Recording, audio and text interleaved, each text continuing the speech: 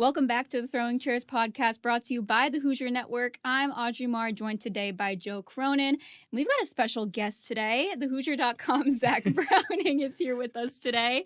Zach, thanks for joining us. Thank you guys for having me. I'm excited to be here. I love the pearly whites. I know. Thank you. So Brushed great. my teeth today just for you, Joe. All right, well, how's everyone's week been? It's been, Zach and I, we made the trip to Michigan State, still kind of recovering from sleep, but other than that, how's everyone's week been? It's been good, you know. Old Ben Haller had a birthday this week, so Happy birthday, Ben. Yay, Ben. It's cold. It feels My hands are it so feels cold. like less than 10 degrees, I believe, today, which sucks. Yeah. I don't like that. I don't want to get too in depth here, but let's just say I've been having some nasal issues the last couple of Okay. days, and it's been really cold on my face. Yeah. Yeah. No, That's it's as hard. far as I'm going to go, though. It's rough. Extreme weather and its impacts. It's real right now. It is. Shout out to our asynchronous class. Yes. Is that Cody Kirkpatrick? No. No, he's the We're best in weather professor. I don't know Paul which Staten. Paul Staten. Yeah. Paul Staten. We Okay. have a Well, bunch of shout video out. lectures and stuff like that. Well, okay. Well, let's get into it. We have not had an episode for a little bit. I think the last time was for the Maryland preview. So, a lot to catch up on. A lot of news going on in the Indiana basketball world. Mike Woodson officially will step away at the end of the season. So, overall, guys, it's not really surprising news at this point, but I kind of want to get your guys' opinion on what your thoughts are about this change. Yeah, I'm not surprised that it ended up happening. I mean, this was brewing, I think. Obviously, people are going to blow it out of proportion, like the Illinois game. But that was a moment where, as a program, as a team, where it's like, oh, this is heading in a direction. And if it continues heading in that direction, it's going to get ugly. And it got ugly pretty fast. I mean, 5 straight losses, just some awful clock management in some of those tighter games like Maryland and Purdue. And obviously Purdue's a tough opponent. They really played well for 39 minutes and 50 seconds outside of that, final possession after Trey Kaufman-Wren hit the 35-foot skyhook, but that was an exaggeration. No, but I'm not too surprised that it came to fruition because this was really the make or break year for Woodson. There was as far as IU fans are going to have their opinions, but they were wanting him gone after last season. And it was too late to set a culture. The talent was there. The money was there to these players, and they just weren't performing. I mean, they were, prior to this Michigan State game, 13th in the conference? 5-8, having to travel to a top 15 opponent. It was ugly, and it just seemed like there wasn't much juice in the program. So, no, I'm not surprised that it ended up happening. But, yeah, we'll talk more about that, I imagine. Mm-hmm. Not surprised either. Mike Woodson, as Joe mentioned, he kind of alluded to it. Mike Woodson was kind of on the hot seat last year. Indiana brought him back. And the way that the season started, obviously, go back to what happened in the Bahamas. Indiana just was not playing well, really, from the get-go this season. And then you combine that with the loss at Iowa and then the loss at home against Illinois. That really felt like the tipping point of the season, maybe the point of no return. The only thing that really surprises me, and it's not even surprising, it's just kind of awkward, the timing of all of it. The day before Indiana plays Dusty May's Michigan team is when this gets announced. Mike Woodson's still yet to really publicly comment on any of this, so it's kind of just awkward at this point because it's like he knows he's not coming back. We know he's not coming back, but we haven't actually talked about it, so it's weird. I don't want to speculate, obviously, but there's a chance he just hasn't accepted the reality of it. It's like, yes, he knows and signed off of it, and there was a statement made, but it's like, I think there's also maybe the hope of leaving the door cracked a little bit open without shutting it fully. I know, I agree with you both. I don't think it's really much of a surprise. I think really it was probably the Illinois game that was the tipping point. I don't think there wasn't a single person in that arena that wasn't shocked in the moment just to see where the program had gone. It turning up to that point when you have that much excitement heading into this season. And I think it just really did not pan out the way anyone expected it to. And it just kind of showed where the program was at as a whole. Obviously, there's a lot of names to look at, but I think the news almost gave Indiana a different kind of tipping point at this point of the season that they needed. You kind of need that point to maybe look at it and be like, okay, at least we have something to look at that we can play for something. I think that was something that Malik Renew was, he said that he was trying to play for Mike Woodson. I think Yasir said that on the Don Fisher show post game. But yeah, I think it really just gives Indiana something to play for the rest of the season. There's not really much hope for making it at any point in an NCAA tournament, but there's hope for the Big Ten tournament. Go on a run, you never know. So that's the thing. I think if Indiana did happen to go on a run, that's the point. That's the part where Mike Woodson looks at, maybe leaves the door cracked a little bit open. But again, names to look at. Who I'll go to you guys first because I'll have a couple, but you guys have any coming to mind? I want to start with ruling out some people. Okay. Yeah, like Brad Stevens. Is he really going to leave the executive job of one of the best teams in the NBA that are fresh off of an NBA championship? But the Celtics are on sale.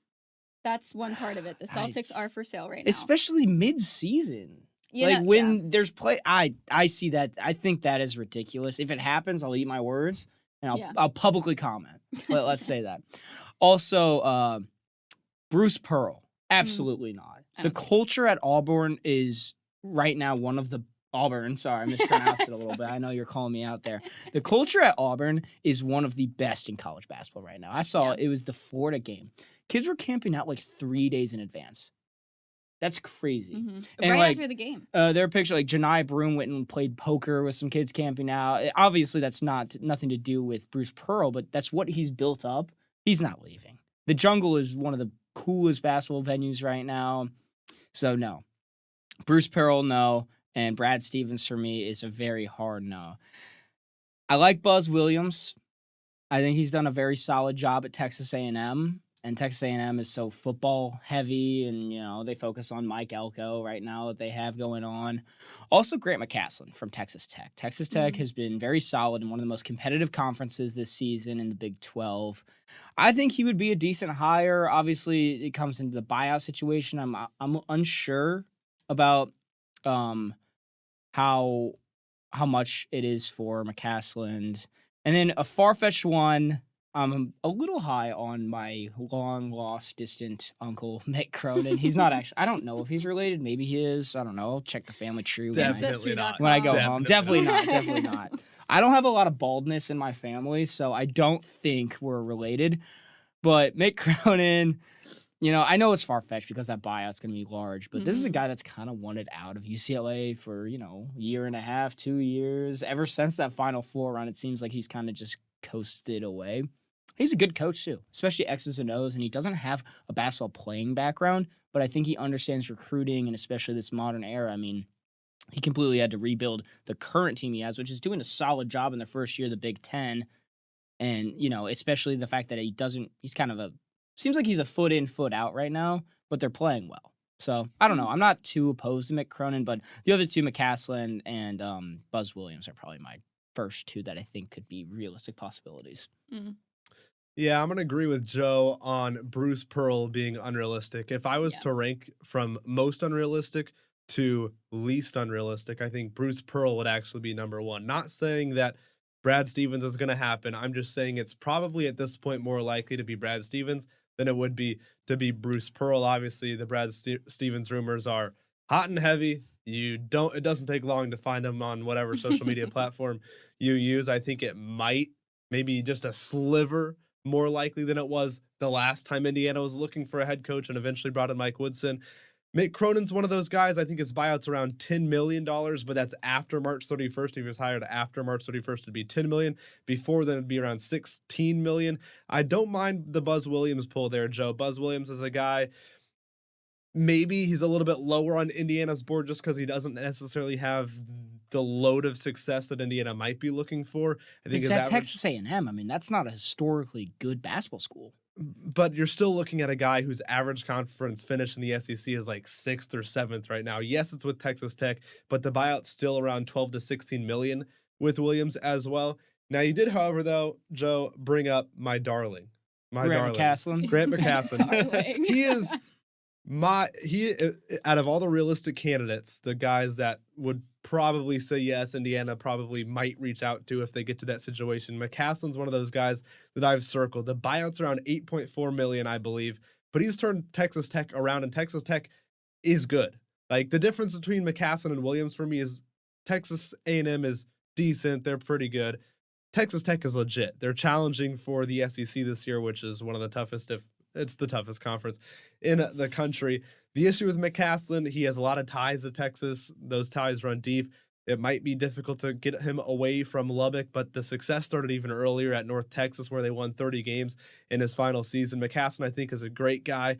Some more unrealistic guys might be like Nate Oates. Nate Oates is somebody that Indiana would probably reach out to if it got to that point. He'll get a call. The $18 million buyout is a thing that is there. Indiana would. And also they have a basketball side. culture now.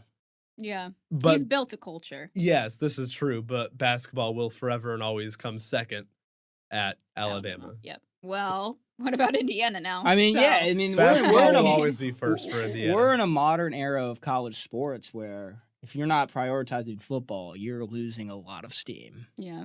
Well, I don't know. I kind of agree with you guys. The names overall were the first that would come to mind. If I were to pick some other ones, though, I kind of am interested to see if Shaka Smart gets a call. I think he will, but I wonder how far it will go. I know it's a private school. Marquette obviously is known for its ongoing success, but I think that he might want to maybe take a step up. He's a young coach, and I don't think he'll stay at Marquette for a very long time. Got a lot of energy, too. He has a lot of energy. That's the thing. Scott Dolson goes and gets Kurt Signetti, someone that fires up the students. He needs to find someone that'll fire up the students for Indiana, who is a basketball school. So, I don't know. I think that's something that Shaka Smart would provide. I think, I don't know. Like, he's the first name that comes to mind for me sometimes when I'm thinking of all this, but I don't know. I don't know if he would want to leave Marquette just based on the culture that he's had. I will say, you're either coaching at an NBA arena at Pfizer Forum, that's where Marquette plays, or you're at one of the most historic. Cathedral. I honestly, I'm not opposed to that. It's just I don't think the buyout is very realistic. Out in the water. I don't think it's known because they're private. They don't have to. They don't have to disclose this information. That's true. So it could be very large. But also, I don't know what their NIL situation's like because they're. I mean, it's Big East. They don't really have. I don't think any of those schools have FBS level football teams except UConn. That's the only one. So I don't know what their NIL situation looks like. I mean, you can show Shaka Smart these assets that Indiana clearly has. They've shown to use them this season. And I don't know. I mean, I don't think it's the most far fetched. I think of ones that maybe like buyout issues, that could be one that's realistic. Yeah. I would add that I believe Shaka Smart is from the area, from the Marquette area, from that Wisconsin area. Yeah. Also, that it's kind of the biggest concern for a lot of these guys that you're going to see on any hot board, on any discussion. It's, can they handle the pressure at Indiana? That's kind of the biggest argument against a lot of these guys. Some of these guys, Marquette's, there's not a lot of pressure there. He's winning without having to deal with a lot of pressure. Yeah. Shaka Smart is. Another guy, though, I'm surprised it's taken us this long to be brought up, Dusty May. I mean, he was just in that's Bloomington. who I was going to mention. Yeah. The buyout's not egregious. It's $6.5 million before April 1st, $5 million after April 1st. It's around $4.5 million for Dusty May. And obviously, Michigan beat Indiana to Dusty May last season. Michigan let go of Juwan Howard before Indiana decided to separate and part ways with Mike Woodson. Dusty May will forever and always be an option for Indiana. It just depends for me. And this is a lot with a lot of guys. Like, is Nate Oates getting a call before Dusty May gets a call? I don't know. If then obviously Nate Oates, if he says no, then Dusty May. The order of how IU has these coaches ranked is intriguing to me because obviously we don't know, but it's one of those situations where would a Buzz Williams be higher on the list and ranking than Dusty May? Is he getting that call before Dusty May is? I have a hard time believing so, but who knows? I think the one thing with Dusty is I think he's doing a terrific job this season, but it's still one of those things where it's like it's a little unproven at the Big Ten level. Because it's his first seat. Okay, but they got walloped when they went to Mackey. That was a 30-point loss. Yeah. But they did beat Purdue, but I believe I was scrolling. Twitter had a field day with some of the officiating, I believe. I mean, that's a normal Purdue. Yeah. Okay. Regardless, I will say how attractive is I understand the Indiana job is attractive because of money, because of assets, but because of the pressure. Like, how much does that kind of change? Like, if you're comfortable at Michigan, comfortable building something up, or like if you're Buzz Williams, comfortable at Texas A&M, like these guys that are comfortable in these big school spots, I mean, how attractive is it to go to one of the highest pressure jobs, a place that has been pretty horrendous at figuring it out since 2000. Real quick, back to Dusty. You say unproven. Yes, it's his first year at Michigan, but this is a team that won 8 games last year. It took Dusty May 3 games to match Michigan's win total in conference play from last season. I mean, they went 3-17 in Big Ten last year. They're 11-2 now. I think he's doing fine. He's proving himself.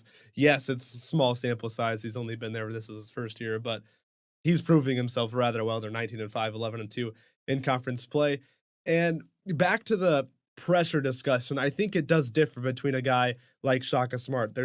He's winning without pressure, but if you have a job in the SEC, a guy like Grant McCassin or like Buzz Williams at Texas Tech and Texas A&M, there's pressure to win in the SEC because of how good it is. So if you're already winning at a place that doesn't have a lot of pressure, a guy like Shaka Smart would come to mind.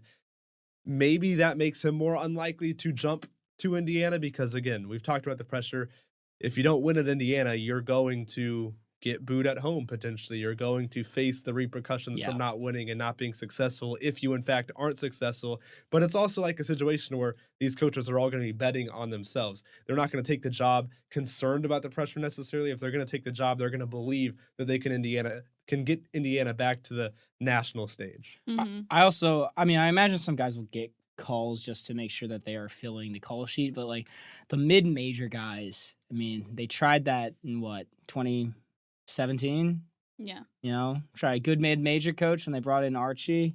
And I think that's where pressure really goes crazy because you see like Will Wade over at McNeese is doing a great job. Yeah. McNeese is, looking like a perennial NCAA tournament team, but that's a big jump.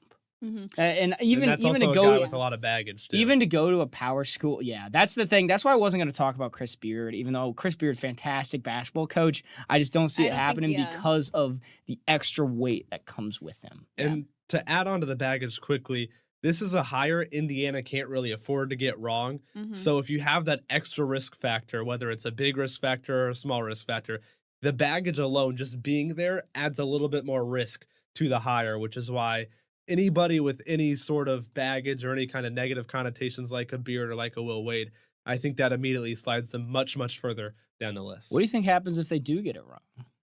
Do they just lose all credibility as a basketball powerhouse?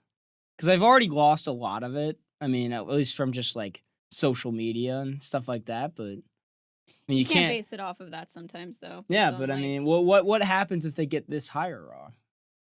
Yeah. I mean, what would you predict? I don't even know if you can predict. I mean, well, you said you can't predict Indiana basketball at this point because you would have not predicted the state of this season if you were to look for. No, I'm saying if they got the hire wrong, what would happen? Wrong. What do you mean? What would happen? What do you think? They aren't going to disband the program. Yeah, well, yeah, they can't end it. But you said this is a hire they need to get right. So what happens if it's wrong? Like then you have to wait a couple years. Does it just plummet into? Yeah. Well, I have another name that I want to mention that actually our good Zion Brown brought up to me. It's a very far-fetched, and it probably doesn't make any sense at the moment because you're probably looking for a guy that brings known success consistently. But Micah Shrewsbury, I almost wonder if he does get a call because if it depends on the traits that you're trying to bring in as a head coach. If you want to keep the Indiana brand, and it's if you want to keep those guys in state. If they were to bring Micah Shrewsbury, they'd probably bring Jalen Harrelson back and keep Trent Sisley and who knows, maybe Braylon Mullins. You never know. Honestly, I mean, it just depends on what kind of person they're looking for at the moment. But that's just a name that, I mean, I haven't seen it all brought up. It was only brought up in conversation. But I'm almost curious to see if they look from the outside of just known success at the moment and look at younger guys who are known for a year or so of success, but not consistent. I do think they need a coach that's going to be able to take back the state in recruiting. Yeah.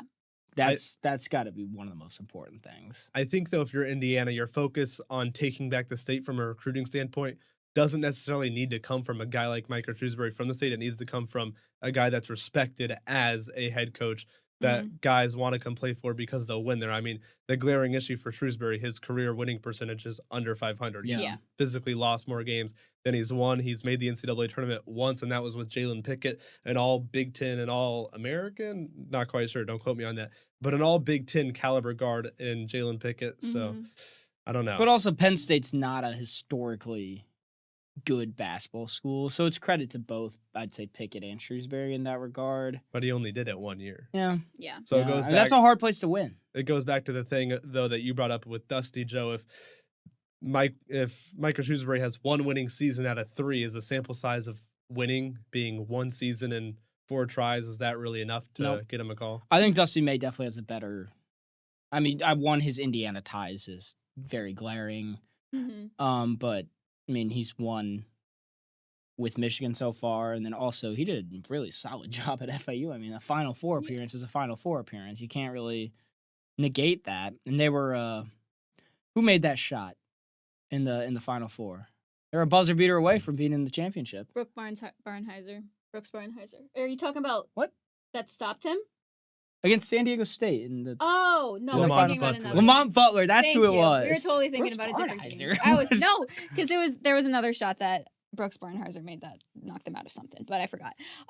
Anyway, he made it the year after in the first round. That's right. Thank you. Okay. You were right. Yes. Clueless. Yes. I was talking the year before. I was like, Northwestern in the channel. All right. Well, we talked enough about this. There's going to be a lot more to talk about as the weeks go on. But again, this is very early. Woodson still has the job as of now. So still a lot to talk about, a lot to look at. But let's kind of look at, we're going to not talk about Michigan anymore. I was going to talk about the games since the news. Obviously, we talked about Dustin May enough. That was just another game that kind of ended, not in the way that Indiana would have wanted, but that's not news with Indiana as of late. But let's kind of look towards the other Michigan school, Michigan State. Zach and I, we were there. Obviously, knocked down number 11 on the road. Definitely unexpected. Did not let Tom Izzo pass Bob Knights. We almost manifested that on this podcast. We talked about that literally a couple weeks ago, and that would have been crazy. You did a lot of research on that at the moment. I dug. I'm sorry that it didn't go your way. It's okay.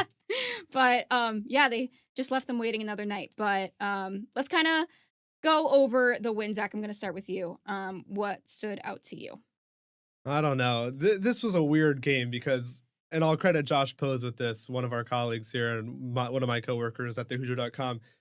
He said this game had a lot of feeling like that 2019 game where Indiana went into, I believe it was number 6 Michigan State, and beat him by 4 in overtime. Romeo Langford, I think, had 20 points, maybe 19, around that mark in that game. And Indiana went on the road at the Breslin Center during a lot of struggles, during a time where the program was not in a great place, and won that game. And that's kind of what the feeling was from the Michigan State game. I mean, Indiana, losers of 5 straight, and then all of a sudden they beat the number 11 team in the country.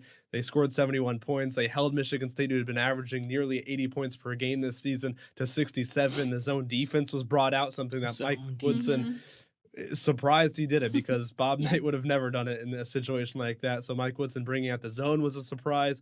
And they were just good enough, especially in that second half. Malik Renew was fantastic. He had 19 points. Majority of those coming in the second half. The front court as a whole was dominant. It was just a good win for Indiana. As Mike Woodson has said the last couple of weeks, and he said it after the game against Michigan State, this was just a team that needed to see a notch in the win column, and that's exactly what they got in East Lansing. I will say the start of the game when it was 20-8 at the under 12, it was like, oh my. It was like just another oh crap, this team's doing it again, just getting blown out on the road. 3rd straight game they've been down by double-figure points before the second media timeout. Oh my gosh, that's ugly. A stat. That's ugly. And it looked like it was trending in that way. But credit to Malik Renew, he really played well, and I think he showed that kind of there was more weight to this game. Yeah, and I mean it's a good and a bad trait for Indiana to have, but they can't necessarily play their best in all 40 minutes, and they are more so a second half team. They definitely showed that. I mean, that first half was, let me see, 38% from, no wait, that's Michigan State. Whoops, 35% from the field. It was it was just ugly. I remember standing there. I was up by WIOX, shout out, but I was filming up there, and it was just like we were all kind of looking around. We were just like, I was thinking that this was going to be the game that put the nail in the coffin. And then they just go on and do that. It was almost like Michigan State made all of their 4 threes literally in that first part of that game, where you're just like, okay, this is going to be another Wisconsin, another Iowa. But no, I mean, they fought. I think it was the lineup of Rice, Leal, Goody, Renew, and Ballo that I think brought the most success in that first half of play. Obviously, Umar Ballo, just in that first half alone, had 12 points, shot 5 for 7 from the field. And I don't know, it was like the first time that two big lineup has ever really, really well worked this season against the number 11 team in the nation, says a lot. But I don't know. I think it was just pretty much an all-around team effort in the end. Renew carried them on their backs. But yeah, I think Renew definitely needed to have that performance. I also tip my cap, Miles Rice. He had a really rough stretch between the end of the Maryland game, the Purdue game. Wisconsin game was just bad all around. Just during Big Ten play. During Big Ten play, outside of like maybe I feel like, one example. In that time stretch, though, the spotlight was on him. Yeah, and but no, he he stepped up in a big way, made that really tough layup in the second half, I believe. But I will say, implementing that zone, I don't think there's a better team to do it against because Michigan State they cannot hit a 3 to save their life. Aren't they? They're the worst 3-shooting team in the Big Ten. Yeah. Yeah, they are. So bottom like 15 in the country. Wow. They just got some athletes. They got some dudes on their team. Yeah. I know. We didn't get to see a Cohen card dunk or a Cohen card. Yes, because they just logged the lane. That's the whole reason I went to East Lansing. That was it. I want to see Cohen Card jump 65 inches in the air. That would have been awesome. But I do like what you bring up, though, about Miles Rice, Joe, because he didn't start that game. Neither him nor Malik Renew started that game. Whether that was a statement to them, whatever, who really knows? And at this point, who really cares? But Miles Rice and Malik Renew didn't start, but they did close the game. And I think that's something that coaches will always bring up. It doesn't necessarily matter who starts, it matters who finishes. And when you have Malik Renew with 16 second half points, Miles Rice, while it didn't necessarily show up in the box score late, he had 10 points, yes, but he was able to get Indiana into what they needed to get into late in that game, whether it was bringing the ball up the floor, countering the pressure late from Michigan State. He did just enough. He wasn't spectacular by any means, but he was better than he has been.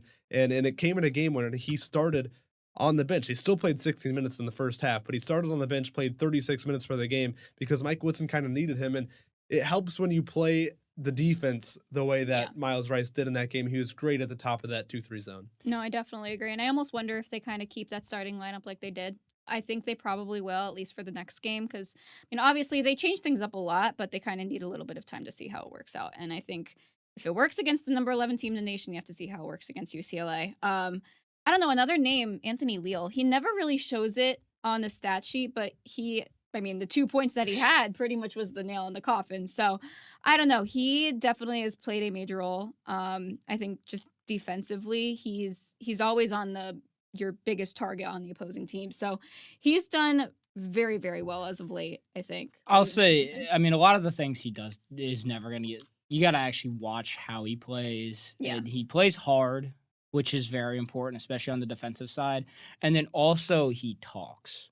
And they needed that, and they need someone who's going to be able to rally the troops a little bit, because when the going was getting tough, like what more do you have to play for? And it's like, yeah.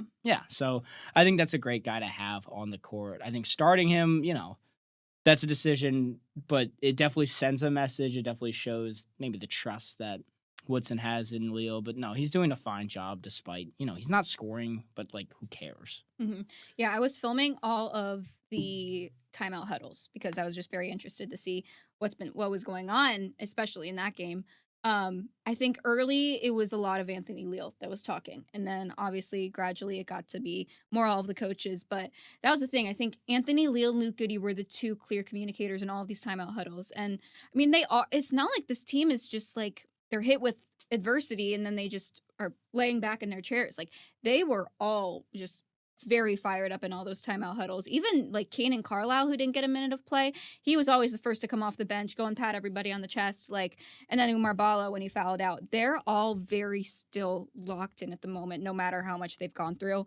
But I think I think it does send that message with Anthony Leal starting, then now Luke Goody starting. They need those leaders on the floor rather than be on the bench to start the game, because that's been the first parts of the game is where they usually tend to fall the most. So I don't know. I think it's a good adjustment, but I'm curious on if they keep it as of now. But another adjustment was that sticking with that 2 big lineup. They started without it, but then they stuck with it. Do you guys think that's going to kind of remain for the next couple of games?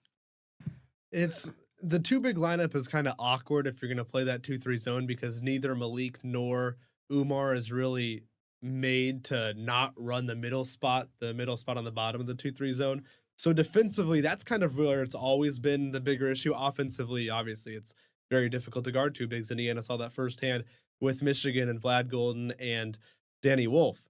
So offensively, the issues haven't necessarily been as glaring as the defensive side of things. Whether Indiana's in man-to-man and Malik Reneau's asked to guard somebody that's smaller and quicker than him, he's had issues there. Whether it's been a situation where they're playing that 2-3 zone, again, Malik Reneau and Umar Bala, they aren't necessarily made to play together in a 2-3 zone defensively. So I think the defensive side of the ball is where it will really dictate whether or not they play together. If Indiana can survive both of them on the floor defensively, then they can definitely survive offensively, having them both out there. Mm-hmm. I also, especially this upcoming game, I don't know how much they're going to use a zone, because UCLA can shoot better.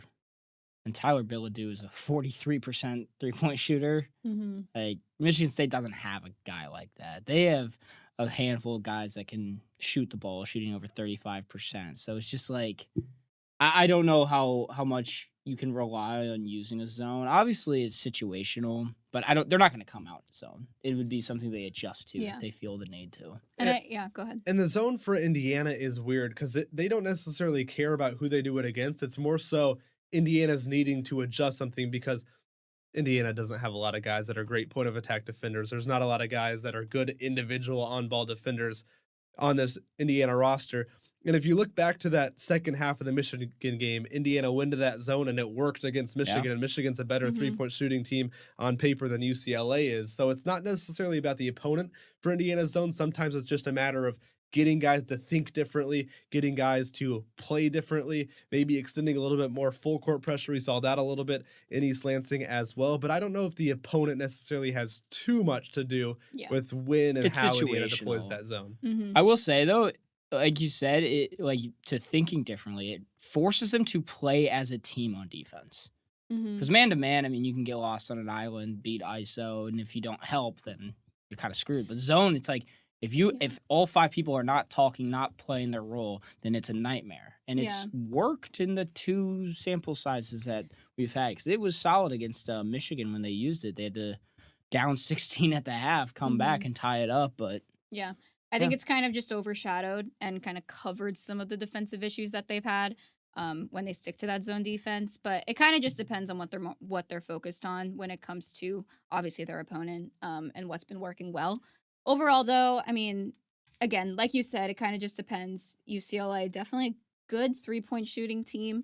It's definitely a much different look than Michigan State, but kind of looking towards UCLA. What else does Indiana need to watch out for? Joe, I'll start with you. I mean, I mentioned it, Tyler Bilodeau. They're not a super high-scoring team, but they just have enough guys that can carve into and make a difference. I mean, they can go 6, 7 deep, have a guy put up double figures, and maybe not double figures, but make enough of an impact. So that's going to be a big thing, is just defense. And that's kind of been the talk all year, when you can't just let it. This is also a game. They just cannot let a team get up double digits again. They got to figure this out. How many games is it in a row? 3 games. 3 in a row, but it's happened almost every Big Ten game besides Ohio State. Maybe. Purdue, they weren't ever down by double figures. Oh, yeah, they were in the lead for the most part. So Purdue and Ohio State seem to be, maybe Penn State, I don't know. I don't know them all. I'm not going to go and list them all, but it has been good. They have to be able to tighten up and play a full 40 minutes. As far as UCLA, it's just like, you schemed every team a little bit differently just based off their play style. But they just got to play together. That's going to be the biggest thing. teamwork. Teamwork makes the dream work. That's what they say, and that's how you beat a team. Get yourself on a little bit of a win streak, because that's the weird thing about this backstretch of the season now. Outside of Purdue, it's not a bad schedule. No. I mean, is it crazy to think that this team could end the Big Ten play 10-10? Maybe. And have like a... I said, is it crazy? It might be crazy. But Maybe. Yeah. I know going out west is going to be a lot harder than... it's easier said than done, because it is proven that the teams that have to either travel out west or the teams that travel west to east, they have struggled. Mm-hmm. Yeah, I mean, what stands out to me, you mentioned it, but what Indiana needs to kind of do is play those all 40 minutes. I think it's not like, I don't think it's like a normal Big Ten game. I think it's, you're going back home. You've lost your last 2, I think, at home, right? I think 2. You've lost your last 2 at home.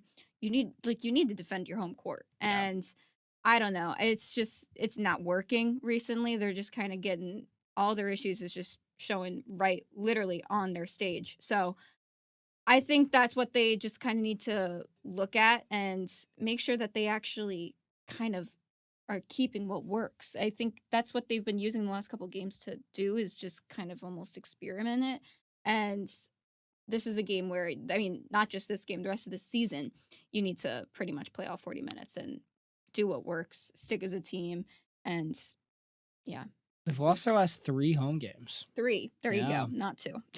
And for Indiana, playing UCLA is one of those, you hear it a lot, but it's especially prevalent in a game like this. You can't beat yourselves. UCLA leads the Big Ten in steals on the season. They're a team that isn't great in the half court offensively. They're not a team that's going to light it up scoring the ball with these masterful sets on the offensive end. They don't have an elite scorer per se on their team. What they do a great job of, though, is turning defense into offense. So Indiana's going to have to avoid turning it over and giving UCLA free buckets in transition. It's one of those things, typically I'd preach something along the lines of, it starts defensively for Indiana and then the offense will come off of that defense, but it's almost reversed against UCLA. You have to be good offensively. You have to get good shots. You have to make shots. You have to pound the ball down low, because if you don't take care of the ball and if you're allowing UCLA to play off of misses and get out and run before they have to play some half-court offense, which they aren't great at, then you're going to struggle. I mean, according to Ken Palm, UCLA is a top 15 defense in the country, around 44th. When it comes to the offensive side of the ball. So for Indiana, it's going to start with taking care of the basketball, playing well offensively, playing efficiently offensively, and not allowing freebies for UCLA, because they're a team that will take advantage of that. You know, that brings up a good point, because in the games that we've seen Indiana lose, like that Purdue game, they had 20 turnovers or something like that. Like, they cannot let that happen. If they start to get 15, 16, 17 turnovers, this game will probably get blown up in their face. Like, they're going to have to keep it probably 12 and under, which is right around their season average. So honestly, if they can be under 10, I think they'll be in prime position to make this a game or come away with a win at home. No, definitely. And I mean, I think it's just one of those, it's another game where you kind of just really big test. And I think if you want to try to have any shot of, I mean, they're not on the bubble right now, but given with Big Ten play, you kind of have to watch out for the Big Ten tournament, because I don't know, it definitely just, it's all over the place at the moment. But let's kind of go into our score predictions, unless anyone else has anything to cover. I would just say, yes, they're not on the bubble, but maybe Indiana's in the conversation to be on the outskirts of the bubble. Conversation's a lot better. They're the first of the next 4 out? According to Lenardi, I believe. Oh, I wasn't. Yeah. According to Lenardi. I guess that's all. More the best way to put it, in my opinion, in my humble opinion, the best way to put it is the way I just put it. They're in the conversation to be on the bubble. They're not necessarily on it right now, but win another game, maybe then you're on the bubble. They're going to have to do some winning, though. They can't afford to go 2-4 down the stretch of the season, 3-3.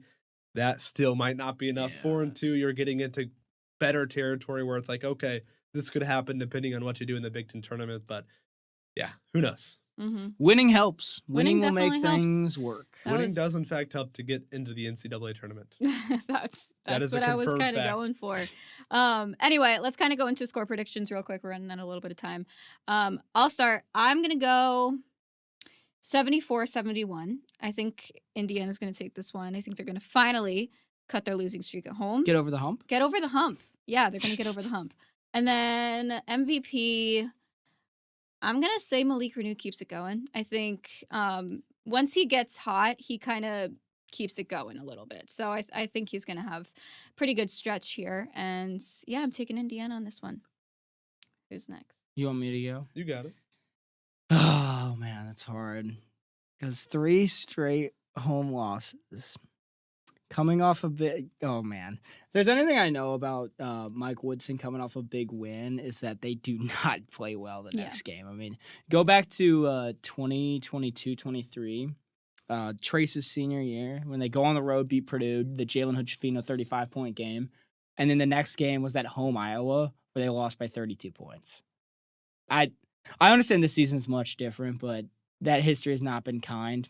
I'm going to take UCLA, and I'm going to say the turnover bug is the MVP, and that UCLA pushes out in transition, forces some turnovers like Zach was talking about. I'm going to say 80-68, and it's not pretty.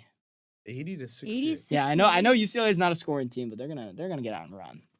All right, I'm going to go with Indiana win here. I just think that Indiana has enough capable ball handlers to kind of survive the turnover creation that UCLA likes to exert on its opponents. I'm going to say, let's say 74-68, Indiana wins. I'm going to say my MVP is Trey Galloway. I don't know if he'll start against UCLA. We'll see if he starts against UCLA, but I think there's going to be a lot of Trey Galloway and Umar Ballo pick and rolls. Trey Galloway is at his best when he's going downhill with his right hand and he's got the ball in that right hand. So I think we'll see a lot of that. I don't think that UCLA necessarily has a great matchup for Galloway defensively, and I don't necessarily know if he'll be the primary guy they're looking to shut down if a guy like Malik Renew or Umar Ballo has it going. So I'll say Indiana by 6, Galloway the MVP.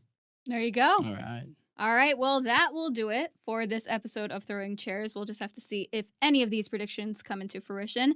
The Hoosiers will be back at Assembly Hall tonight, hoping to break that 3-game home losing streak after its ranked win on the road. The Hoosiers and the Bruins will tip off at 8 o'clock. We'll have all your coverage here at the Hoosier Network. Zach Browning will as well with thehoosier.com. So make sure to stay tuned, and we will see you next time.